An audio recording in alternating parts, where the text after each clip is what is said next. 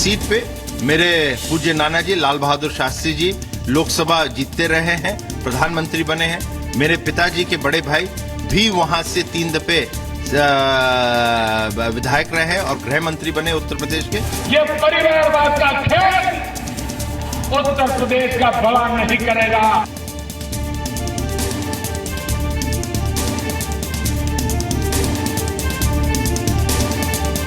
ये भी मैं देख रहा था, यहाँ पे मेरा कुत्ता फटा हुआ है।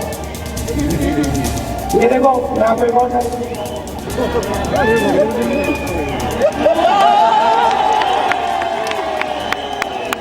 कम से कम 50 नाम ऐसे हैं जो वंशवाद से जिनका ताल्लुक है, लेकिन भारतीय जनता पार्टी सिर्फ कांग्रेस को निशाना बनाती है, अपने अंदर कुछ नहीं देखती है।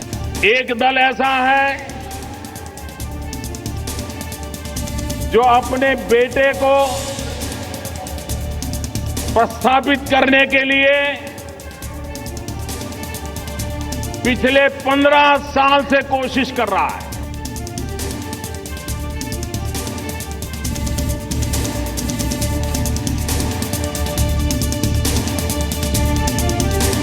तो नेताजी का बेटा होने की वजह से मेरी जिम्मेदारी बनती है कि ऐसे लोगों के खिलाफ, साजिश करने वालों के खिलाफ हम खड़े हों। किसी को पैसे बचाने हैं, किसी को परिवार कब्जे करना है, हम ही है जिन्हें सिर्फ और सिर्फ उत्तर प्रदेश बचाना है। इन्होंने खुद विधानसभा का चुनाव लड़ा, उनके लड़के को टिकट दिया, उनकी लड़की को टिकट दिया। श्री मुलायम सिंह यादव की तरह इनका परिवारवाद वाला मोह जो है वो नहीं हटा। ये तीनों एक ही थैली के चट्टे बट्टे हैं, इसलिए एक ही तरह की परिवारवादी मानसिकता से ग्रस्त हैं, प्रेरित हैं और उस पर चल रही हैं।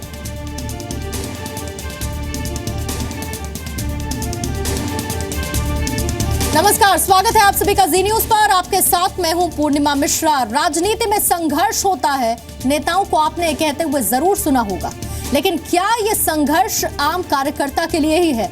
आज ये मुद्दा इसीलिए उठा क्योंकि पोल सीजन में नेता पुत्र या पुत्री होना बड़े फायदे का सौदा दिख रहा है। लगभग हर एक बड़ी पार्टी के कैंडिडेट्स की लिस्ट में कई ऐसे नाम हैं जिनके राजनीतिक बायोडेटा में सिर्फ यही लिखा है कि वो बड़े नेता के रिश्तेदार हैं।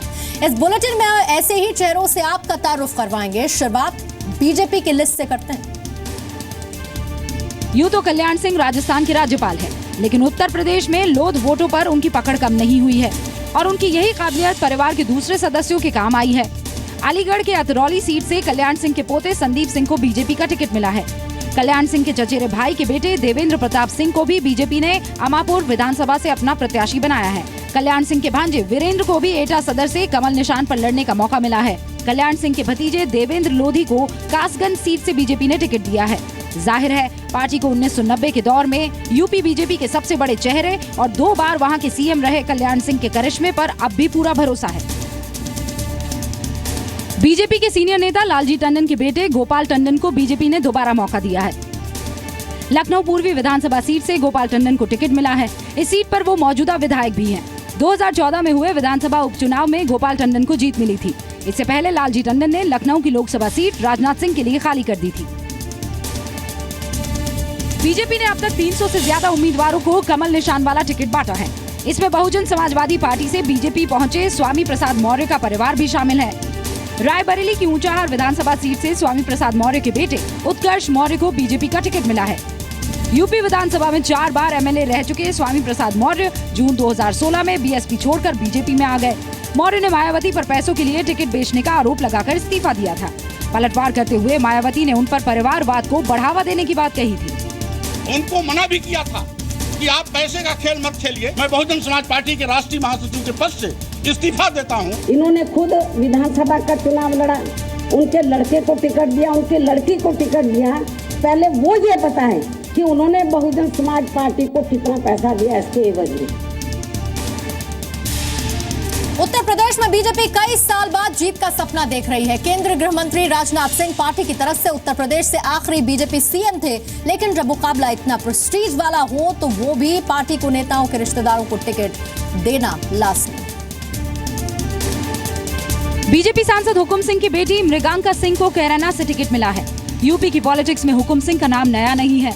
2014 लोकसभा चुनाव में हुकुम सिंह ने यूपी के कैराना से ही जीत दर्ज की थी। बीजेपी और कांग्रेस दोनों पार्टियों की सरकार में यूपी के कैबिनेट मंत्री रह चुके हैं हुकुम सिंह। इससे पहले कैराना से हिंदुओं के पलायन के मुद्दे को उठाने के बाद हुकुम सिंह पर विपक्ष ने ध्रुवीकरण का आरोप लगाया था। तो क्या यूपी विधानसभा चुनाव 2017 में बीजेपी इसका फायदा उठाने की कोशिश में है? यूपी में गोंडा से बीजेपी सांसद बृजभूषण शरण सिंह पिछले 2.5 दशकों से राजनीति में है। यूपी के अवध में दबदबा रखने वाले बृजभूषण के बेटे प्रतीक सिंह को बीजेपी ने गोंडा से मैदान में उतारा है। भारतीय कुश्ती संघ के अध्यक्ष बृजभूषण के बेटे को टिकट मिलने के बाद विपक्ष ये सवाल उठा सकता है कि पार्टी में पिता की पहलवानी से बेटे का दांव फिट हो गया क्या? जब यूपी में कल्याण सिंह मुख्यमंत्री हुआ करते थे, तब उनकी सरकार में एक कद्दावर मंत्री थे ब्रह्मदत्त द्विवेदी। ब्रह्मदत्त द्विवेदी के बेटे सुनील दत्त द्विवेदी को यूपी की फर्रुखाबाद सीट से बीजेपी का टिकट मिला है। ब्रह्मदत्त द्विवेदी की हत्या 1997 में हुई थी। बाद में उनकी फर्रुखाबाद सीट पर पत्नी प्रभा ने चुनाव लड़ा। अब इस सीट पर उनके बेटे ने कमल निशान से दावा कर दिया है। 1 दशक से ज्यादा हो गए जब से उत्तर प्रदेश में बीजेपी सत्ता से दूर है। इस बार पार्टी को वहां अपने बढ़िया परफॉर्मेंस का पूरा भरोसा है, लेकिन वंशवाद के आरोपों से पार्टी बच नहीं पाई। उत्तर प्रदेश में अंबेडकर नगर की जलालपुर सीट से बीजेपी नेता शेर बहादुर सिंह के बेटे राजेश सिंह को बीजेपी का टिकट मिला है। खास बात यह है कि शेर बहादुर समाजवादी पार्टी से विधायक थे, लेकिन पाला बदलकर बीजेपी के साथ आए। इसी तरह बीजेपी ने हाल ही में दोबारा पार्टी ज्वाइन करने वाले पूर्व सांसद गंगाचरण राजपूत के बेटे बृजभूषण राजपूत को महोबा की चरखारी सीट से अपना उम्मीदवार बनाया है। मुझे जो सीट दी गई है वो सीट एक महत्वपूर्ण सीट है, इलाहाबाद पश्चिमी। इस सीट पे मेरे पूज्य नाना जी लाल बहादुर शास्त्री जी लोकसभा जीतते रहे हैं, प्रधानमंत्री बने हैं। मेरे पिताजी के बड़े भाई भी वहां से 3 दफे विधायक रहे हैं और गृह मंत्री बने उत्तर प्रदेश के, तो इसलिए ये सीट बड़ी इंपॉर्टेंट है। यूं तो सिद्धार्थनाथ सिंह लंबे वक्त से राजनीति में है, बीजेपी प्रवक्ता हैं, लेकिन अब उत्तर प्रदेश में बीजेपी से टिकट मिला तो परिवारवाद के आरोपों में उन्हें भी ये सफाई देनी पड़ी। बीजेपी की लिस्ट में कई ऐसे चेहरे हैं जिसे लेकर पार्टी को सफाई देनी पड़ रही है कि ये कार्यकर्ता भी हैं, सिर्फ नेता, पुत्र या पुत्री नहीं। बीजेपी ने यूपी की पूर्व मंत्री प्रेमलता कटियार की बेटी नीलिमा कटियार को कल्याणपुर से टिकट दिया है, जबकि बढ़ापुर से सांसद सर्वेश सिंह के बेटे सुशांत सिंह को भी बीजेपी का टिकट मिला है। मलिहाबाद से सांसद कौशल किशोर की पत्नी जयदेवी को मलिहाबाद सुरक्षित टिकट से बीजेपी ने उम्मीदवारी सौंपी है। इसी तरह आगरा की बाह विधानसभा से बीजेपी नेता राजा महेंद्र अरिदमन सिंह की पत्नी रानी पक्षालिका सिंह को बीजेपी का टिकट मिला है। राहुल गांधी जी अगर अनसक्सेसफुल प्रूव होते हैं, आज प्रियंका जी को लेकर आए हैं, कल अगर प्रियंका जी अनसक्सेसफुल प्रूव होंगे तो कहाँ जाएंगे? आप खुद पूछ लीजिए मिश्रा जी से।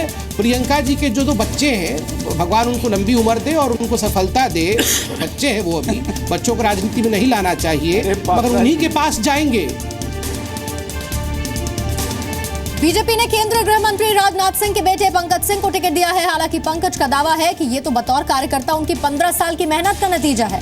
पंकज ये भी दावा करते हैं कि 2007 में खुद अटल बिहारी वाजपेयी ने उनका टिकट पास किया था, लेकिन तब वो चुनाव के लिए तैयार नहीं थे। सुनिए पंकज क्या कह रहे हैं। मैं पंकज सिंह भी पिछले 16-17 वर्षों से रात दिन एक करके उत्तर प्रदेश के गांव और गलियों में घूमने का काम किया है, और गांव चलो अभियान में मुझे लगता है कि सैकड़ों गांवों में जाने के साथ साथ उसके अलावा तब से मैं लगातार मतलब गांव-गांव गली-गली जाने का काम किया है। और जब 2007 में भी जब पार्टी ने टिकट दिया था, उस समय मुझे लगा कि मैं अभी थोड़ा और काम करना चाहिए, तो टिकट मिलने के बाद भी मैंने वापस विनम्रतापूर्वक आग्रह करके मैंने उसको वापस करने का काम किया था।